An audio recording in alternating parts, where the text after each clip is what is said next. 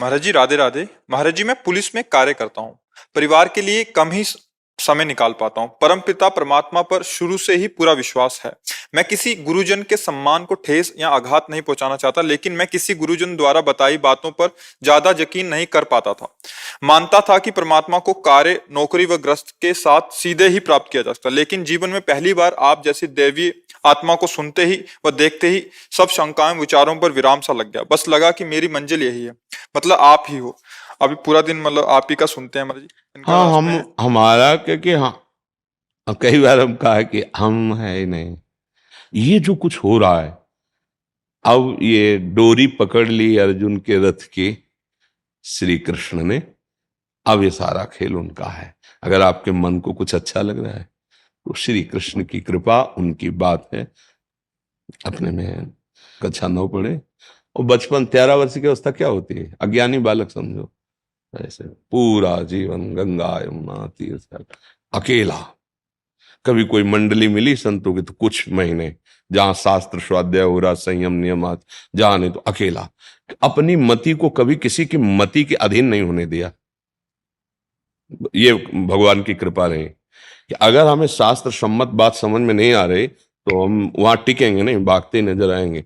और अगर देखा कि महापुरुष में अपने, फिर वहां उस आश्रम में कुछ दिन रुक कर उनकी दिनचर्या, उनके वचन, उसको जीवन में उतारन, तो इसमें सारा का सारा योगदान प्रभु का ही रहा है। वही सब हमें ले जाते रहे। वही तो आज अगर आपको कुछ अच्छा लग रहा है, वो श्री कृष्ण कृपा आप पे है।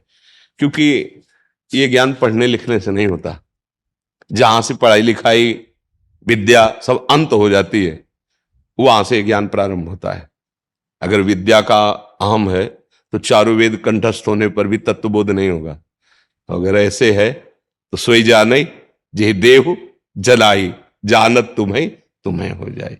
अब आपसे प्रार्थना है कि जिन भी संत भगवान के आप सानिध्य में गए हों, रहे हों, जो बात आपको समझ में ना आई हो, तो मन से प्रणाम करके कि भगवान हमारी पहुंच नहीं है उन शब्दों तक, कभी उनकी निंदा नहीं, कभी उनको ओपन नहीं करना सभा में कि अमुक जगह के अमुक संत, कभी उनका दोष दर्शन हृदय से भी मत करना।